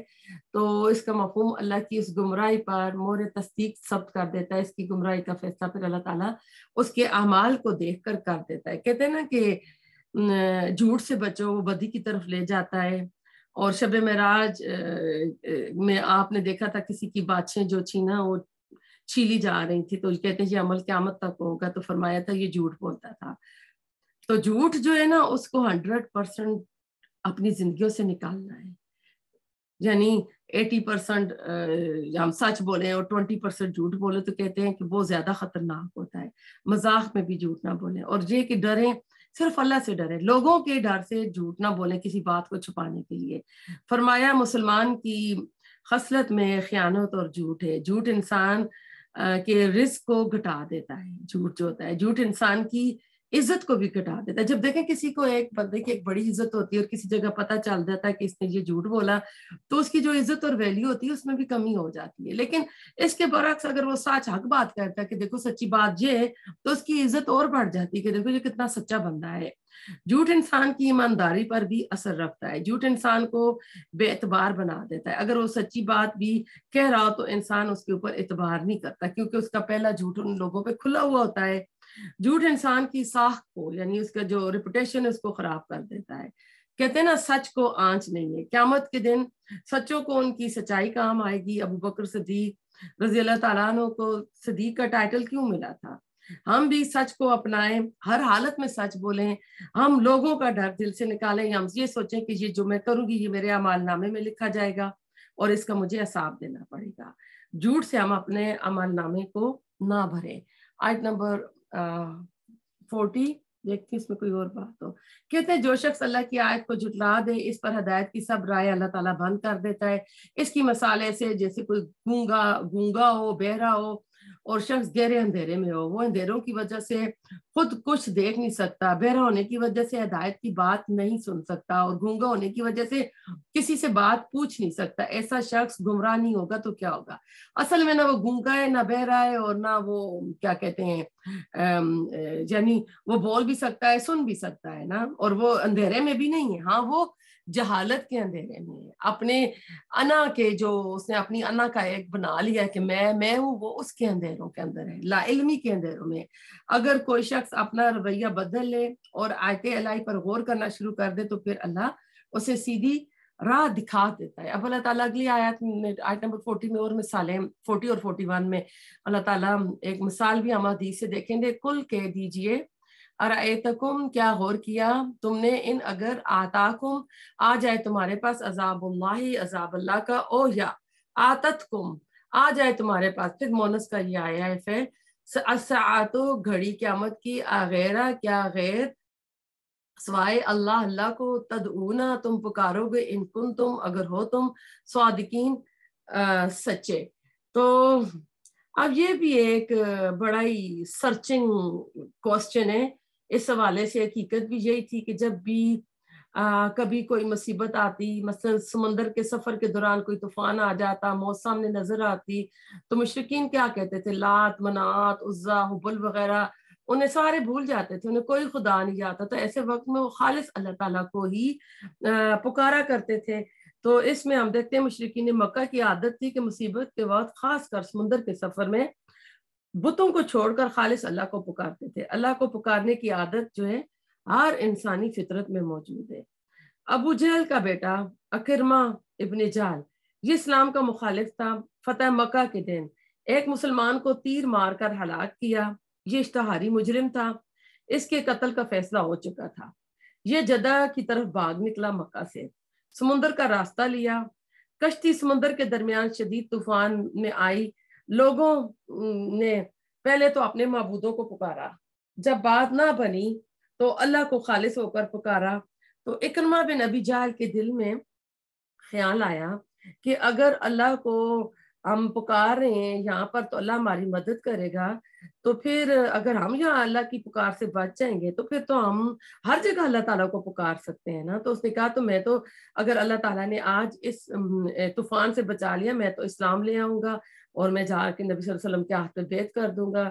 چنانچہ اس نے بچ گیا تو یہ آیا، اس نے جان کی پناہ چاہی، اور آپ کو پتہ ہے یہ جہاد کرتا رہا، اور جو سیریا کا اوپننگ آف سیریا ہوئی تھی، ابھی تو فال آف سیریا ہم دیکھ رہے ہیں اس وقت میں، تو یہ ایک طرف سے یہ انٹر ہوئے تھے، تو انہوں نے بڑے بڑے جہاد کیے نا۔ تو ہم بھی عام حالات میں اللہ کو بھولے ہوئے ہوتے ہیں، ہم بھی بڑے آرام سے منچائی زندگی گزار رہے ہوتے ہیں، لیکن زندگی میں کوئی ایسا جھٹکا آتا ہے، مشکلات آتی ہیں، تو ہم اللہ تعالیٰ کی طرف پھر رجوع کرتے ہیں، ہم پھر خالص ہو کر اللہ تعالیٰ کی طرف نہ جھکتے ہیں۔ تو یہ والا اللہ تعالیٰ نے اس میں ایک انداز بتا دیا کہ جب ان مشرکوں کے جہاز سمندروں میں طوفان میں ڈوب جاتے ہیں اور مصیبت نہیں ٹلتی، موت نظر آنے لگتی، تو پھر اس وقت سب اپنے دنیاوی معبودوں کو بلا کر اس وقت پھر یہ ان کو چھوڑ کر صرف اللہ کو، یعنی دیوی دیوتائیں جو ہے نا وہ پھر بھول جاتے ہیں، کیونکہ اب ان کی کشتی، ان کا جو جہاز ہے ڈوبنے والا ہے۔ تو اللہ اس میں بتا رہا ہے کہ تمہیں کیا ہے، اگر اس وقت اللہ کو پکارے تو ہر حال میں اللہ تعالیٰ کو پکاریں۔ آیت نمبر 41، بل ایاہو، بلکہ صرف اسی کو، تدعونا، تم پکارو گے، فیکشفو، پھر وہ کھول دے گا، ماں، اس سے جو تدعونا تم پکارو گے، الہی، طرف اس کے، اگر شاء، وہ چاہے، وطن سونا، اور تم بھول جاؤ گے، ماں تشرکون، جنہیں تم شریک ٹھہراتے ہو۔ تو اب اس آیت میں مزید اللہ کہتے ہیں کہ اگر وہ چاہتا تو تکلیف کو دور کر دیتا تھا، کیوں کر سکتا تھا، کیونکہ اس وقت وہ صرف اللہ ہی کو پکار رہے تھے۔ تو اس سے کیا ایک ہمیں فارمولہ ملتا ہے کہ صرف اور صرف اللہ ہی کو پکارنا ہے. یعنی اس وقت مشرک کہنے لگتا ہے کہ آپ صرف اللہ ہی کو پکارو، وہی ہمیں اس مصیبت سے نجات دے گا. جب سمندروں میں مصیبتوں میں پھنس جاتے ہیں ایسے نازک وقت میں، یہ جملہ سن کر اکرمہ کی آنکھیں کھل گئی تھی. وہ سوچنے لگے کہ اگر سمندر میں مصیبت کے وقت اللہ ہی کام آ سکتا ہے تو خوشی کی میں بھی اللہ ہی کام آنا چاہیے. وہ سوچنے لگے کہ 20 سال ہم نے رسول اللہ علیہ وسلم پر اس بات پر لڑتے رہے. وہ کہتے تھے مصیبت میں کام آنے والا صرف اللہ اور تمہارے معبود نہ تمہارا کچھ بگاڑ سکتے ہیں نہ سنوار سکتے ہیں. چنانچہ اس نے عہد کیا کہ اگر آج زندگی بچ گئی تو سیدھا رسول اللہ علیہ وسلم کے پاس جا کر بیعت کروں گا. اور پھر اس نے وہی کیا جو کہ میں آپ کو بتایا نا. تو حق پرستی کا جذبہ انسان کے اندر موجود ہوتا ہے. یہ اللہ تعالیٰ نے ہماری اس باڈی کے اندر، اللہ تعالیٰ نے جیسے کمپیوٹر میں کوئی چیز پروگرام ہوتی ہے نا، ہماری باڈی میں بھی اللہ تعالیٰ نے اپنی پہچان حق کو رکھا ہوا ہے. یہ بات صرف اکرمہ تک ہی محدود نہیں ہوگی، بلکہ جب موت سامنے نظر آنے لگتی ہے تو ہر جو اللہ کا انکار کرنے والا ہوتا ہے اس کی زبان پر بے اختیار اللہ کا نام آ جاتا ہے اور اسے فریاد کے طور پر وہ پکارنے لگتے ہیں. تو جس کی دلیل ہے کہ انسان خواہ کتنی ضد اور ہر درمی کرتا رہے، اس کے اندر فطری طور پر جو حق پرستی کا اللہ تعالیٰ نے وہ اس کے اندر پروگرام کیا ہے وہ اس کے پاس ہوتا ہے. آیت نمبر 42 ولاقد اور البتہ تحقیق ارسلنا، یہ آیت نمبر 42 ہے، بھیجا ہم نے اممن طرف امتوں کے من قبل کا آپ سے قبل فاخذناہم تو پکڑ لیا ہم نے انہیں بالبأساء ساتھ تنگی کے والضراء اور تکلیف کے لعلہم شاید کہ وہ یتضرعون وہ عاجزی اختیار کریں. تو اللہ تعالیٰ اب ایک اور بتا رہے ہیں کہ ہم نے رسولوں کی بعثت کے بارے میں ایک قانون اللہ نے بتایا ہے. تو یہاں پر انبیاء نہیں بلکہ رسول مراد ہے کہ جب بھی کسی قوم کی طرف کوئی رسول بھیجا جاتا تھا تو اس قوم کو جو غفلت کی نیند ہے نا اسے جگانے کی اللہ تعالیٰ کی طرف سے چھوٹے چھوٹے عذاب آتے تھے. لیکن اگر وہ قوم اس کے باوجود بھی نہیں مانتی تھی، نہیں سنبھلتی تھی، رسول پر اپنے رسول پر ایمان نہیں لاتی تھی تو اللہ تعالیٰ کی طرف سے ان کی رسی ڈھیلی چھوڑ دی جاتی تھی تاکہ چند دن کی جو مہلت ہے اس میں خوب دل کھول کر اللہ تعالیٰ کی نافرمانیاں کر لیں. پھر اچانک اللہ کا بڑا عذاب ان کو آ پکڑتا تھا جس سے وہ قوم نیست و نابود یعنی تباہ اور برباد ہو جاتی تھی. اور یہ مضمون سورۃ الاعراف کا جو ہے نا عمود تھا، یعنی اس کی بنیاد تھی. وہاں بڑی تفصیل سے ہم نے یہ سارا وہاں پر پڑھا ہے نا. تو انسان کے اوپر یہ چھوٹی چھوٹی مصیبتیں، اب دیکھیں ہمیں بھی انڈیویجول لیول پر ہماری زندگیوں میں غم آتے ہیں، دکھ آتے ہیں، پریشانیاں آتی ہیں، تو اس لیے آتی ہیں کہ ہم اللہ تعالیٰ کے ساتھ جڑ جائیں، اللہ کو خالص ہو کر پکاریں. جب یہ ہم نہیں کرتے تو پھر کیا ہوتا ہے، ایک بڑا اللہ تعالیٰ کی عذاب آ جاتا ہے اور پھر ان میں ان کی پکڑ ہو جاتی ہے. آیت نمبر 43 فلولا. اب دیکھیں اس کو ٹائم کو بھی کہتے ہیں، گروہ کو بھی کہتے ہیں، امتوں کو بھی کہتے ہیں. اپنے اپنے وقت کے جو لوگ ہوتے ہیں ان کے لیے بھی یہ کا لفظ استعمال ہوتا ہے.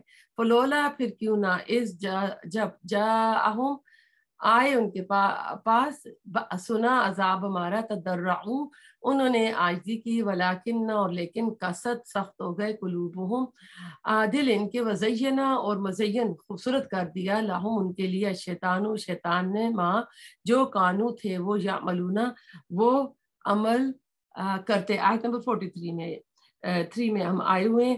تو اللہ تعالیٰ آیت نمبر 43 میں تو اللہ تعالیٰ بتا رہے ہیں کہ یہ اللہ تعالیٰ یعنی اگر وہ عذاب میں جھک جاتے تو اچھا ہوتا، لیکن ان کی بدعمالیوں پر ان کے دل سخت ہو گئے اور شیطان نے ان کے لیے اس کو یہ خوبصورت بنا دیا تھا.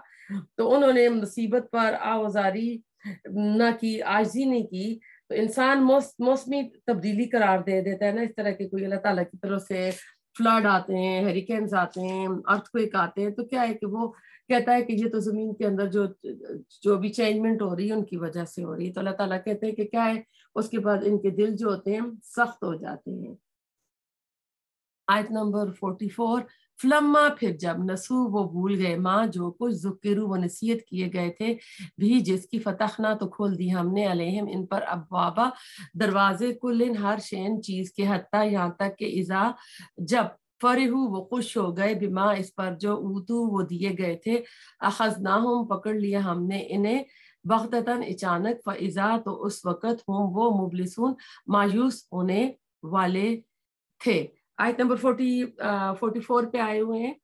تو اللہ تعالیٰ کہہ رہے ہیں کہ کھاؤ پیو عیش کرو، دنیا میں ہر قسم کی نعمتیں تمہیں ملے گی، تاکہ اس دنیا میں جو بھی تمہارا نصیب ہے اس سے تم خوب فائدہ اٹھاؤ۔ کب تک؟ جب تک کہ اللہ کا کوئی عذاب نہیں آتا یا اس بندے کی اپنی موت نہیں آتی۔ تو ان آیات میں اللہ تعالیٰ اپنے جو اللہ تعالیٰ کا قانون ہے پکڑنے کا فرما رہا ہے کہ ہوتا یہ ہے کہ جب کسی قوم میں اللہ کی نافرمانی کا آغاز ہوتا ہے تو اللہ تعالیٰ ان پر ہلکے ہلکے عذاب بھیجتا ہے، جیسے قحط آ گئی، خشک سالی آ گئی، کوئی وبا آ گئی، ساری چیزیں ہم نے ابھی پاسٹ میں دیکھی ہوئی ہیں۔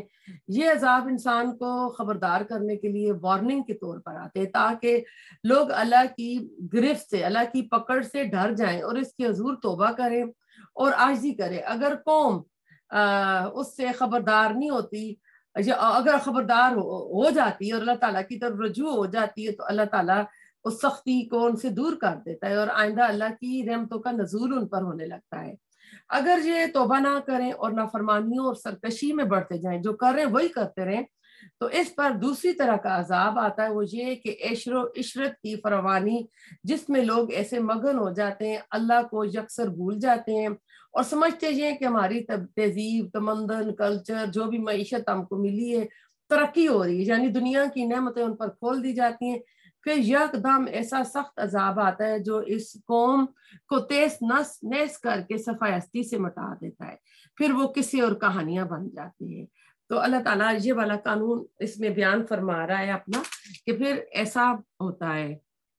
تو ہمیں کیا کرنا چاہیے؟ اللہ تعالیٰ کی جو چھوٹی چھوٹی وارننگز آتی ہیں ان سے ڈرنا چاہیے، ڈھیل نہیں لینی چاہیے، غفلت سے اٹھ کر ہم جو ہے بیداری میں ہوش مندی کی زندگی گزاریں کہ اللہ تعالیٰ کا قانون استدراج ہے کہ اللہ تعالیٰ آہستہ آہستہ ڈھیل دیتا ہے، پھر اللہ تعالیٰ اپنے بندوں کو پھر پکڑ لیتا ہے۔ تو آپ دیکھیں ترقی یافتہ قومیں، اگر آپ نے دیکھے ہوں ہڑپا کے، موہنجو دڑو کے، اور میں نے تو ٹیکسلا کے کھنڈرات دیکھے ہوئے ہیں، تو وہاں کیا ہے کہ ان کی تہذیب، ان کی ساری چیزیں، ان کے سوئمنگ پول، ان کا جو سورج سسٹم ہوتا ہے سارا وہاں ہے کہ کتنی تہذیب یافتہ، کتنی ترقی یافتہ قومیں تھیں، اور پھر انہوں نے ایسا ہی کیا ہوگا، اللہ کا نبی آیا ہوگا، انکار کیا ہوگا، چھوٹے چھوٹے اللہ تعالیٰ نے وارننگز دیے ہوں گے، چھوٹے چھوٹے آتے ہوں گے، وہ انکار کرتے گئے تو آخر پھر بڑے عذاب سے اللہ تعالیٰ ان کی جڑ کاٹ دیتا ہے، یعنی اللہ تعالیٰ پھر کمپلیٹ ان کی کلیننگ کر دیتا ہے، مکمل صفائی ہو جاتی ہے۔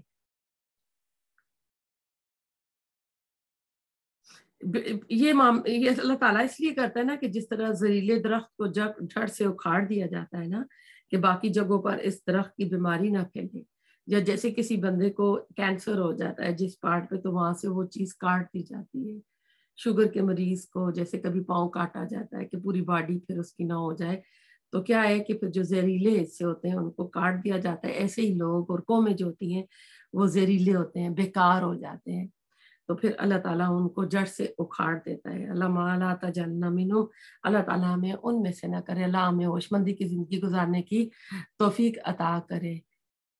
آیت نمبر ہوگی 45، فقطع، پھر اسی میں مزید وہی بات بتائی جا رہی ہے جو میں نے ابھی آخر میں آپ کو بتائی، پھر کاٹ دی گئی دابرو، جڑ، القوما، اس قوم کی، الذین، جنہوں نے ظلم کیا، والحمد للہ رب العالمین، والحمد، تمام تعریف، للہ، اللہ کے لیے، رب، جو رب العالمین، تمام جہانوں کا۔ آپ کو پتہ ہے یہ والا میں اب آپ کو پڑھا رہی ہوں تو ایک دم جو ہمارا کشمیر کے جو 2005 میں آئی تھنک ارتھ کوئک آیا تھا، تو ہم اس وقت کینیڈا سے اپنی استادہ ڈاکٹر فرز سے پڑھ رہے تھے، تو انہی دنوں ہماری یہ آیات آئی تھیں، تو انہوں نے ہم سے کہا تھا کہ اللہ تعالیٰ کہہ رہے ہیں کہ ہم نے تو ان کی جڑ کاٹ دی ہے جنہوں نے ظلم کیا تھا، والحمدللہ رب العالمین، اللہ نے کیوں کہا ہے کہ سب تعریف اللہ کے لیے؟ شکر کیوں ہو رہا ہے؟ شکر تو ہم کرتے ہیں جب نعمتیں ملتی ہیں نا، کوئی بیماری ٹل جاتی ہے، کوئی عذاب ٹل جاتا ہے، تو ہم تو تب کہتے ہیں الحمدللہ رب العالمین، اللہ نے بڑا کرم کیا۔ تو یہاں پر کیوں کہا جا رہا ہے؟ وہی بات جو میں نے کہی ہے کہ زہریلا درخت ہو، اگر کسی باڈی پارٹ میں کینسر ہو جائے تو اس کو کاٹ دیا جاتا ہے، تو کیا ہوتا ہے کہ اللہ تعالیٰ کہتے ہیں کہ شکر، کیا کہتے ہیں، خس کم جہاں پاک، کہ گندگی گئی اور باقی کا جو ہے معاشرہ، باقی کا جو زمین ہے وہ پاک ہو جائے گی۔ تو اس کو آپ اس طرح لا سکتے ہیں کہ جب یہ ارتھ کوئک آیا تھا تو آپ نے دیکھا ہوگا، آپ کو یاد ہوگا کہ زیادہ تر اسکول کالجز میں زیادہ تر یوتھ جو تھی، اور رمضان کا مہینہ تھا جی، اور زیادہ تر यूथ मरी थी, तो क्या हुआ, फकुतिरा दाबिरुल कौमल लजीना, जड़ काट दी गई। यानी वो नस्ल जो आगे बढ़ के उनकी आगे नस्लें बढ़नी थी ना, आपको पता कितने बच्चे कितनी यूथ उसमें फौत हुई थी, तो अल्लाह ने वो जड़ काट दी थी।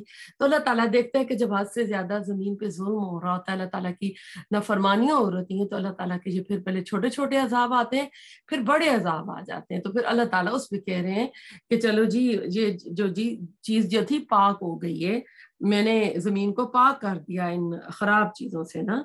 तो ये सब कुछ जो होता है ना, हम देखते हैं कि अल्लाह ताला जिन भी अक़वाम पे आती हैं इस तरह की, तो अल्लाह ताला किसी को पूरा का पूरा, जैसे कौम लूत को देखें कि किसने वो जो बहिरा मुर्दार है, वहां नीचे जिब्रील अलैहिस्सलाम ने परों पे उठा के नीचे पटका था, तो वो अभी तक वो समंदर का पानी जो है उसको वहां ना कोई मछली रह सकती है, और उसको बहिरा मुर्दार कहा जाता है। तो आप जब एक सफर पे जा रहे थे तबूक के, तो किसी जगह रुके थे, तो आटे भी आई थिंक गूंद लिए थे साहबा कराम ने, या आटे तो वो गूंदते नहीं थे, जो ब्रेड का जो भी होता था उसमें रवायत में अल्फाज आते हैं, तो आपने कहा था इनको फेंक दो, पानी भी करा दो, अजाब वाली जगहों पे ज्यादा देर नहीं ठहरना चाहिए कि क्या पता उसका कुछ हिस्सा वहां बाकी हो।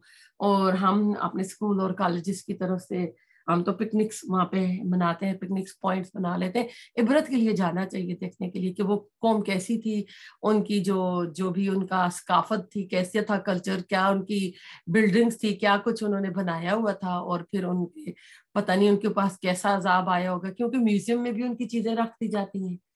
तो अल्लाह ताला हमें अपने अजाबों से, छोटे छोटे से बड़े बड़ों से बचाए, और जो भी छोटे छोटे आते हैं हमारी जिंदगियों में, इससे हम अमल लेने वाले बने, कि हम अल्लाह ताला के फरमाबरदार बंदे बने, कि हम अपनी आंखों को यानी इस मामले में खोल कर रखें। तो अल्लाह ताला कौन है, तमाम जहानों का परवरदिगार अल्लाह ताला है। आयत नंबर 46, कुल कह दीजिए, अरे तुम क्या गौर किया तुमने, इन अगर अहज़ल्लाहु ले जाए अल्लाह, समउकुम कान तुम्हारे, व अब्सारुकुम और आंखें तुम्हारी, व खतमा और मोहर लगा दे अला कुलूबिहिम तुम्हारे दिलों पर, मन कौन है, इलाहुन इलाह गैरुल्लाह सिवाय अल्लाह के, यातीकुम जो लाए तुम्हारे पास, बिही इससे,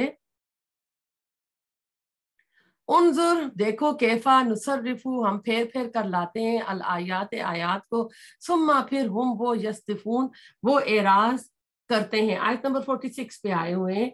तो अल्लाह ताला कहते हैं कि ये इन्होंने गौर किया कि तुम्हारी आंखें तुम्हारे कान अल्लाह ताला छीन ले और दिलों पर मोहर लगा दे, तो अल्लाह ताला के सिवा कौन से तुम्हारे जो दुनियावी माबूद तुमने बना लिए, पीर बाबे बना लिए, तुम्हें ये दोबारा सलाहियतें दे सकते हैं। उनजुर कैफा नुसर्रिफुल आयात सुम्मा हम यस्तिफून, अल्लाह ताला कहते हैं ना कि देखें किस तरह हम अपनी निशानियां मुख्तलिफ पहलुओं से घुमा फिरा कर इनको बताते हैं ना।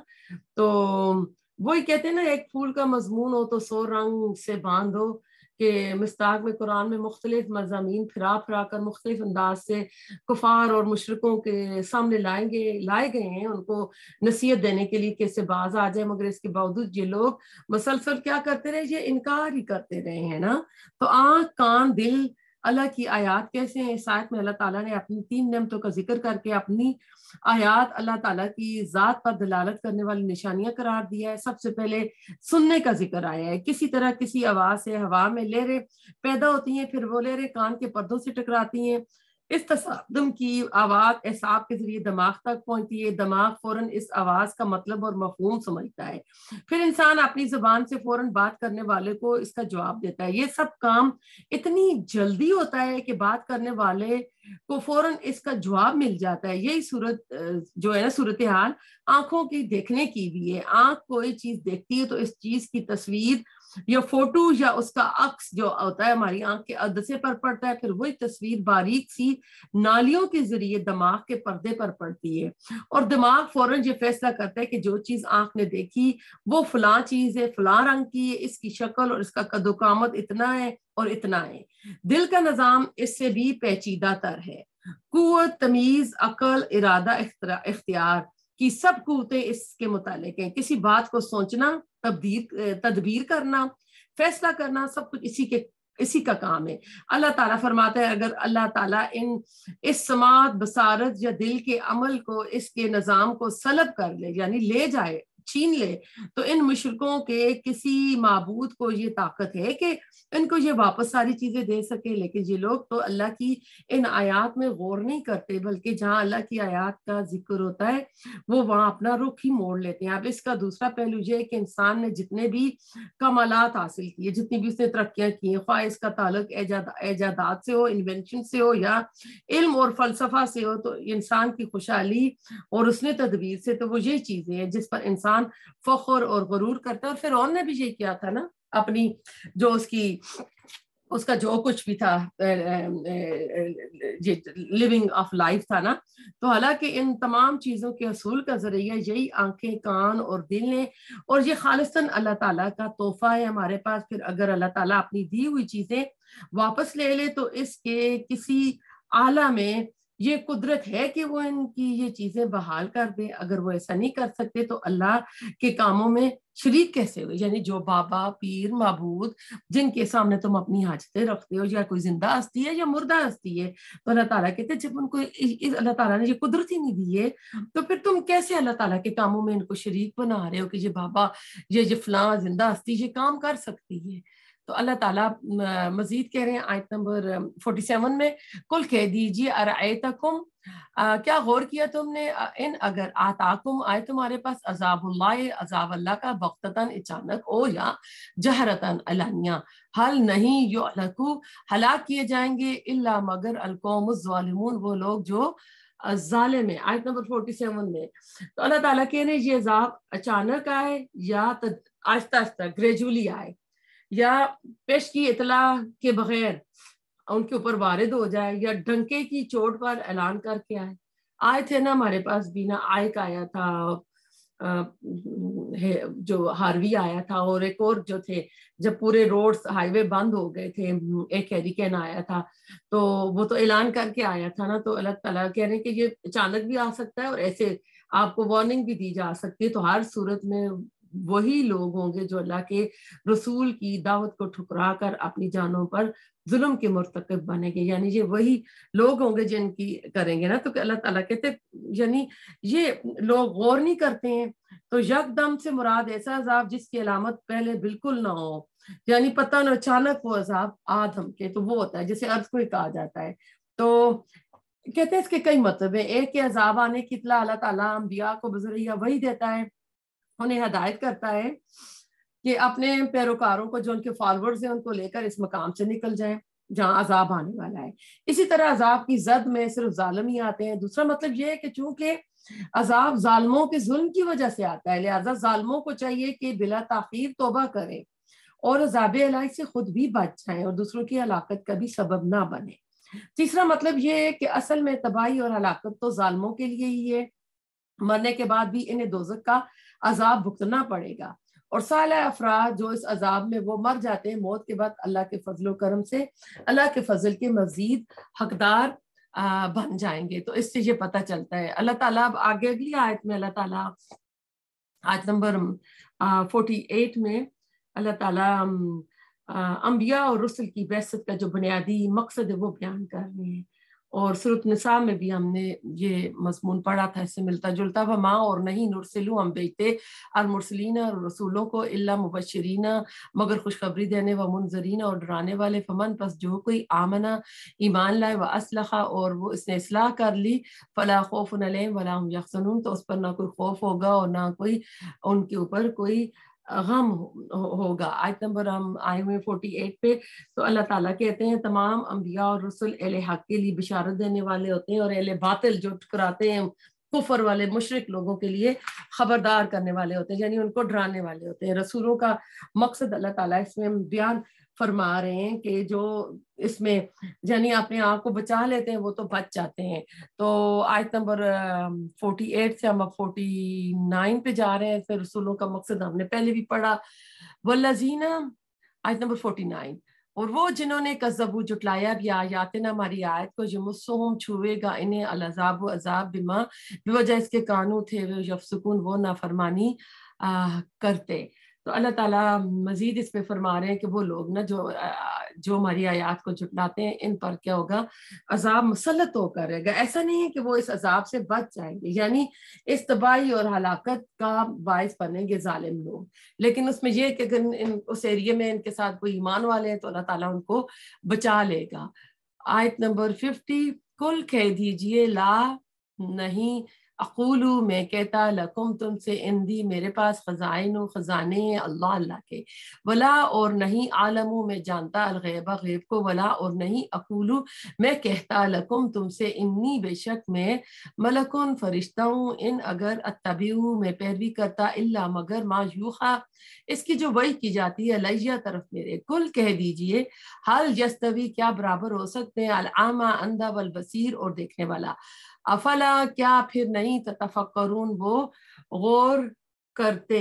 تو اللہ تعالیٰ کہتے ہیں تم لوگ مجھ سے معجزات دکھانے کے مطالبات کرتے ہو اور غیب کے حوال پوچھتے ہو، لیکن کسی شخص سے مطالبہ کیا جانا چاہیے اس کے دعوے کے مطابق. تو کہتے ہیں میں نے کب دعویٰ کیا ہے کہ میں غیب جانتا ہوں نبی صلی اللہ علیہ وسلم، اور الوہیت میں میرا حصہ ہے. میرا دعویٰ تو یہ ہے کہ میں اللہ کا بندہ ہوں، بشیر ہوں، نذیر ہوں، مجھ پر وحی آتی ہے. اللہ تعالیٰ نے مجھے مامور کیا ہے کہ میں تمہیں خبردار کروں. یعنی ایک نبی کا، رسول اللہ علیہ وسلم کا جو کام ہے اس کے اوپر اللہ تعالیٰ یہاں پہ ایک حجت تمام کر رہے ہیں کہ ایک نبی اور عام آدمی میں کیا فرق ہوتا ہے.